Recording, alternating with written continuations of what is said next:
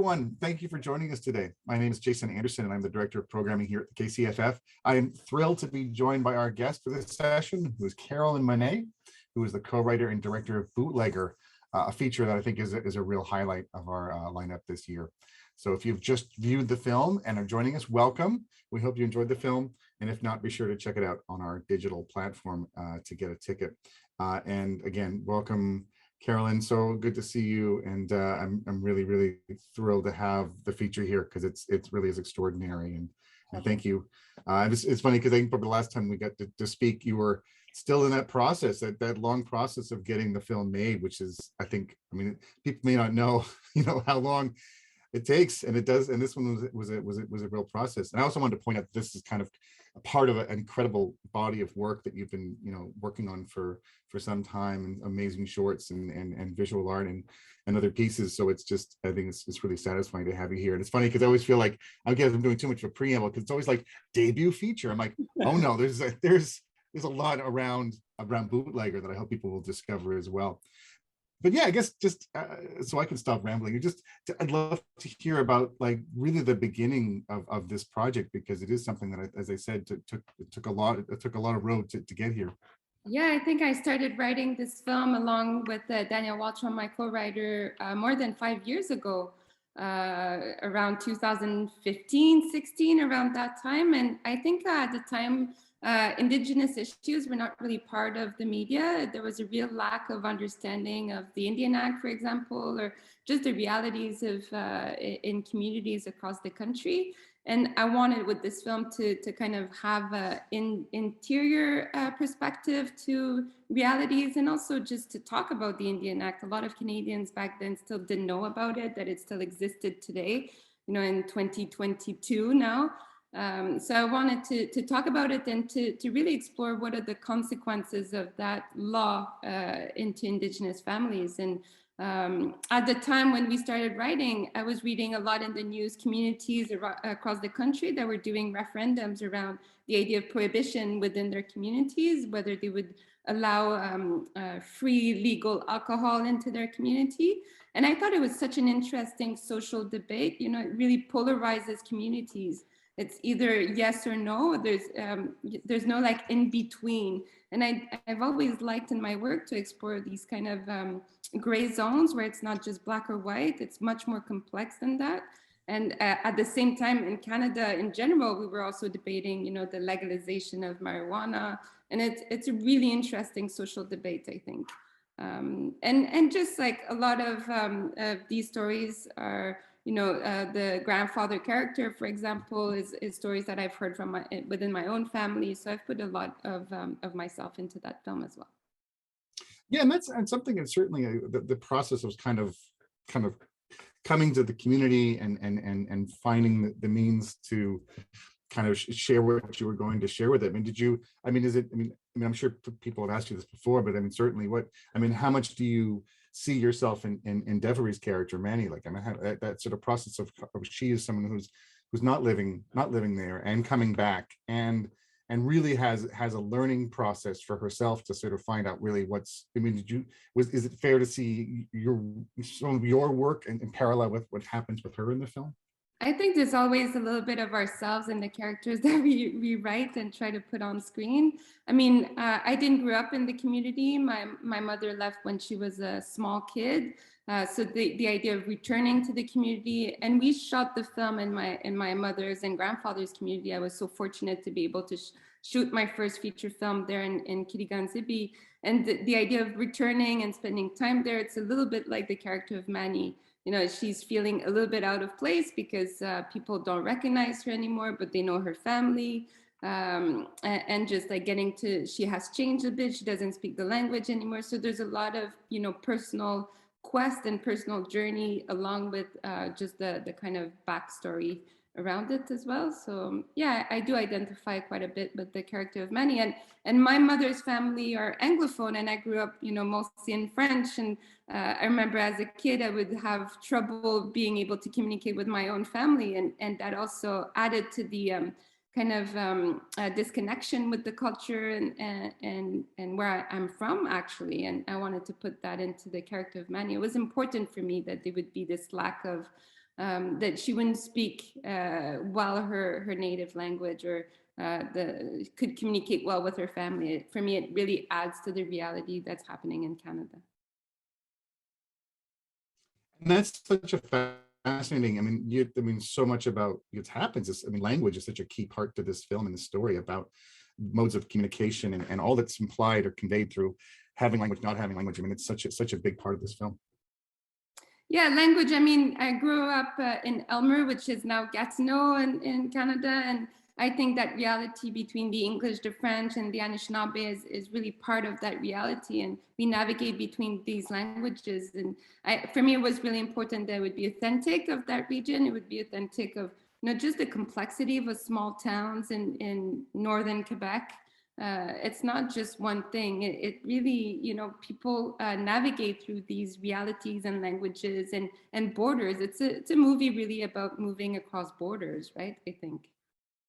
And it's amazing. I mean, there's just so much. It's such a rich film, and I think I'm just thinking about sort of, you're kind of beginning this process again, and all the sort of questions about kind of how to do this story, because you have this. I mean, you have the visual art, you have the sort of documentary work and experimental work and narrative work, and the film kind of synthesizes all kinds of strands in your work. But was it difficult to determine kind of how, like, the form, how the story was going to be presented, just because you have a lot in your toolkit, I think, different approaches?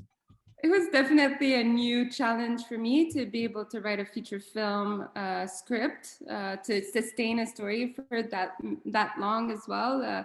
And the narrative form, I haven't done that many in my short films. And when I did, they were mostly silent films without necessarily any dialogues. And my short films are often very, very short, like even under 5 minutes. So this was a really new endeavors, and it probably that's why it took me so long to write it. I wanted to bring my visual aesthetic into the film, and I think where I really had fun was creating the color palettes and the settings, and working with the art director Louisa Chavez, who did an amazing job. Attention to details for the aesthetics of the visual was really something that I liked doing. And then, of course, working with the actors was a new experience for me. It is fascinating, that sort of balance, because it is very much, it's very much of your work and your aesthetic, and yet it's also a capturing of this specific place, this specific community, and that balance is so fascinating, because it really is. I mean, it's a difficult tightrope, I'm sure, when you're trying to kind of bring your own, but be true to what's in front of you and what the reality is. I mean, was that something very much in your mind as you were making? Yeah, I think it's a very sensitive topic. I was a bit worried at first that how I was going to tackle this topic in this film and this story. I think it's mostly a personal story about this woman that that wants to face kind of her troubled past and wants to grow, and it's a story of emancipation, really, and self-determination, and really. The consequences of aggressive politics from the government, that the impact that it has on families. So it's really about self-assertion and sovereignty, and I wanted the film to be about that. It was a difficult topic, but at the same time I was just thinking about, for example, my grandfather, who would raise 6 kids and not be able to have a beer at the end of a long days of work, that he would be put in prison to have a beer.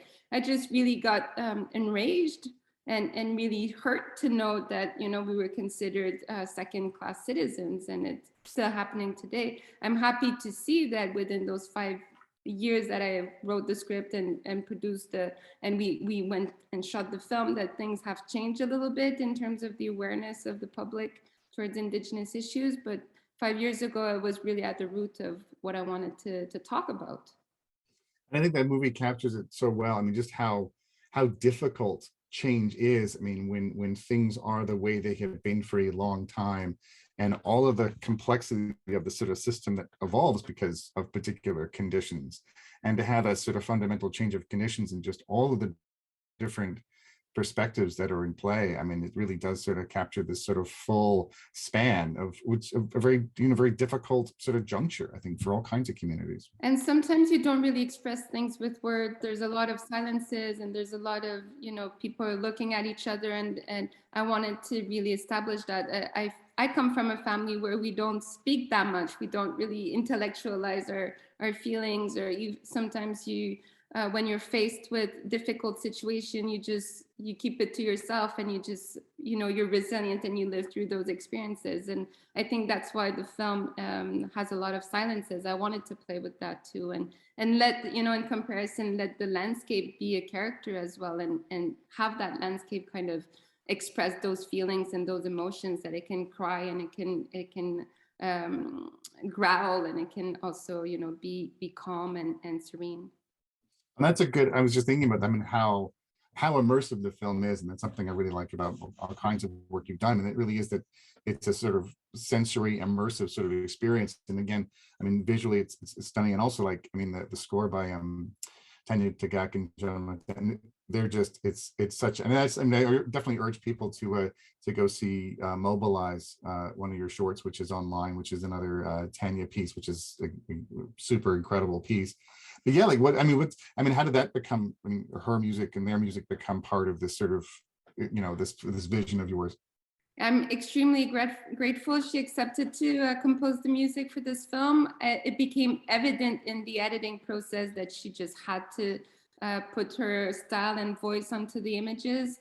I had planned, I mean, with my co-writer, we wrote with a lot of music in mind, and it was really kind of pre-established. But then in the editing process, I kept removing those tracks and adding Tanya Tagaq's sounds and music and just feelings. And once we had the rough cut, I was like, there's no way around it. It has to be her. It just became evident. And I was super, super happy when she accepted to do it. Along with Jean-Martin, they did really a fantastic job. And that's it. Like, I think that's something that I think that that is again, this sort of totally, there's a, the overall coherence of the film, I think it definitely complements that as a big piece of it. But again, like it's just thinking about how much the film is this very careful balance of kind of, aestheticized, stylized kinds of elements, and the rawness, the realness of this sort of this community and the situation. I think that's, again, was there a lot of tweaking, a lot of discussion going back and forth through this whole process about sort of how to maintain that balance, because it is obviously a huge challenge? Well, for those who know my short films, know how much attention to sound I put. For me, it's always 50% of the experience, and not just for the music, but also the whole sound design and ambience. And sometimes it's very subtle, and maybe only I know, but the pitch is so high that it would just like make your hair grow, or like your back twitch a little bit. And I love adding that to the film because, like you say, I love the idea of immersive, sensitive experience. And also to go back to why Tanya Tagaq's music was so crucial to this film is the idea of the landscape and territory, and everything we are comes from territory, or culture, or languages, or sound. And it's really a witness of the time passing, and across generation was what we've lived. And she had that, with her music, she's able to do that with her vocals, right? She can become the character, she can become the landscape. And we put a lot of effort in finding that balance, and also making sure that those silences are meant for something as well. They're part of the rhythm. I do enjoy silences in movies. And I think it's something, I think it's definitely, again, so the impact, and I think we just got a little more time, but I would love to hear how, I'm really, really pleased that the kind of success the film has had. Certainly awards like at the Vancouver Festival, Imagine Native, are really well deserved. And I would just love to hear about, have a movie out in these times when we're stuck on laptops and whatnot, but but also maybe, and certainly, has there been what kind of responses, especially from Indigenous audiences, when you've had a chance to show the film to sort of principally Indigenous audiences, for instance? What has been the response?